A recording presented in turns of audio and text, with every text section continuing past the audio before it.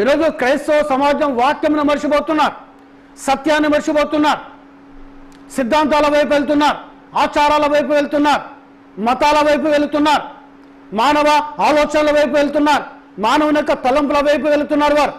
కానీ బైబిల్ చెప్తుంది చాలా స్పష్టంగా, పరిశుద్ధాత్మ దేవుడు ఇక్కడ మాట్లాడుతున్నాడు. హోరేబు కొండ మీద నేను నా ఇశ్రాయేల్ అందరి కొరకు నేను నా సేవకుడైన మోషేకు ఆజ్ఞాపించిన ధర్మశాస్త్రమును దాని కట్టడాలను విధులను జ్ఞాపకము చేసుకొనుడి. హల్లెలూయా. చూడండి, ఎన్ని సంవత్సరాల తర్వాత కూడా దేవుడు మోషే ద్వారా ఏ వాక్యమునిచ్చాడో, మోషే ద్వారా ఏ విధులను ఇచ్చాడో, మోషే ద్వారా ఏ ఆజ్ఞలు ఇచ్చాడో వాటిని జ్ఞాపకం చేసుకోమంటున్నాడు ఆయన.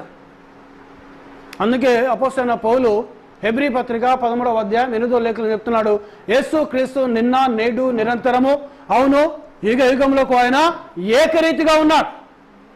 ఆయన మారే దేవుడు కాదు, ఆయన మార్పు చెందే వ్యక్తి ఆయన కాదు. దేవునికి స్తోత్రం. హల్లెలూయా. చూడండి, ఈరోజు ప్రతి క్రైస్తవుడు కూడా వాక్యం ఎందుకు రావాలి.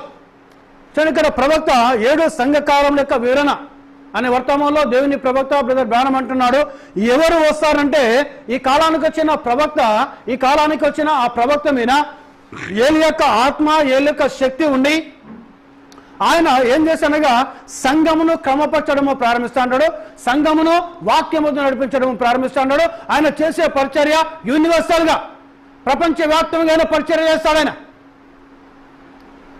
ఒకే స్థలంలో పరిచర్య చేసే వ్యక్తిగా ఆయన వర్తమానం ప్రపంచవ్యాప్తంగా నలు దిశలకు వెళ్ళిపోవడం అంటే పోయి ఆ దేవుని బిడ్డలు ఎక్కడైతే ఉంటారో, దేవుని పిల్లలు ఎక్కడైతే ఉంటారో వారిని సిద్ధము చేసి వారి యొక్క హృదయములను తండ్రుల వైపు తిప్పడం ప్రారంభిస్తుంది. దేవునికి స్తోత్రం. హల్లెలూయా. హల్లెలూయా. ఇక్కడ చూడండి,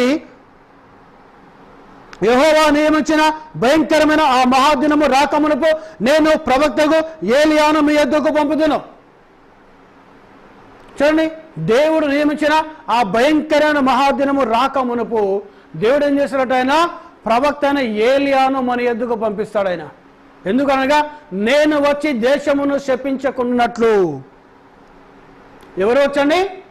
ఆయన వచ్చి దేశాన్ని శపించకున్నట్లుగా, ఆయన వచ్చి మానవులను శపించకున్నట్లుగా అతడు తండ్రుల హృదయమును పిల్లల తట్టును, ఇది ఒక పరిచర్య.